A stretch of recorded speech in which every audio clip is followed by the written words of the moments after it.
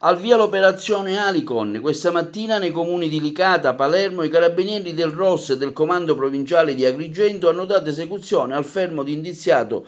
di delitto emesso dalla Procura della Repubblica di Palermo, direzione distrettuale antimafia, nei confronti di Lauria Giovanni del 40, inteso come il professore, Vito Lauria del 70, figlio di Giovanni, Angelo Lauria del 74, Casà Giacomo del 55, Giovanni Mugnos del 66 e Raimondo Semprevivo del 72 insieme a Lucio Lutri del 59, al centro delle indagini che costituiscono un'ulteriore fase dell'articolata manovra investigativa sviluppata dall'autorità giudiziaria di Palermo e dell'Arma dei Carabinieri in direzione dell'articolazione agrigentina di Cosa Nostra e la famiglia mafiosa di Licata, al cui vertice nella qualità di promotore e organizzatore è risultato essere il pregiudicato Giovanni Lauria, il quale presiedeva riunioni, incontri con gli altri associati, gestendo e pianificando tutte le relative attività e di affari illeciti e mantenendo il collegamento con gli esponenti di altre famiglie di Cosa Nostra della Sicilia orientale, al fine di progettare e realizzazione di attività volte ad alterare le ordinarie e lecite dinamiche imprenditoriali.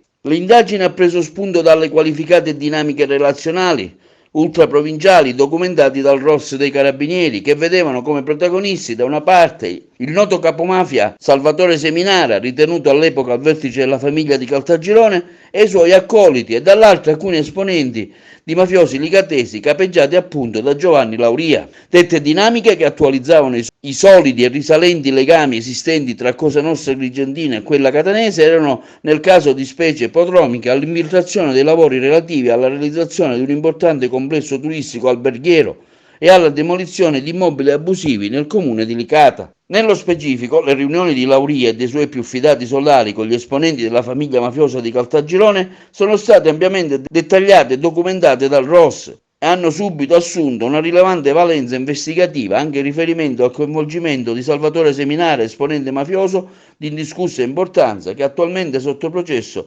perché è ritenuto al vertice della famiglia mafiosa di Caltagirone e mandante di un duplice efferato omicidio commesso il giorno di Pasqua del 2015 a Raddusa, in provincia di Catania. Ha già subito delle condanne definitive in quanto individuato, tra le altre cose, come massimo vertice provinciale di Cosa Nostra per il territorio di Enna.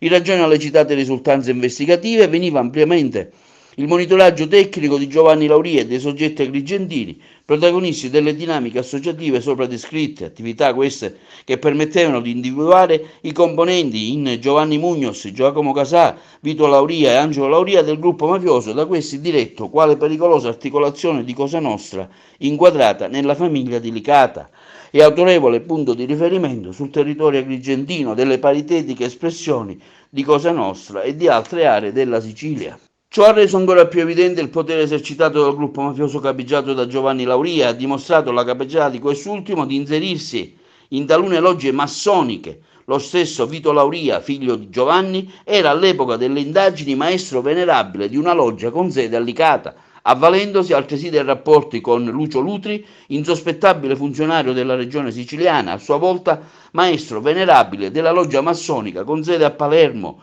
il quale sistematicamente messo a disposizione della consorteria mafiosa la privilegiata rete di rapporti intrattenuti con altri massoni professionisti ed esponenti delle istituzioni.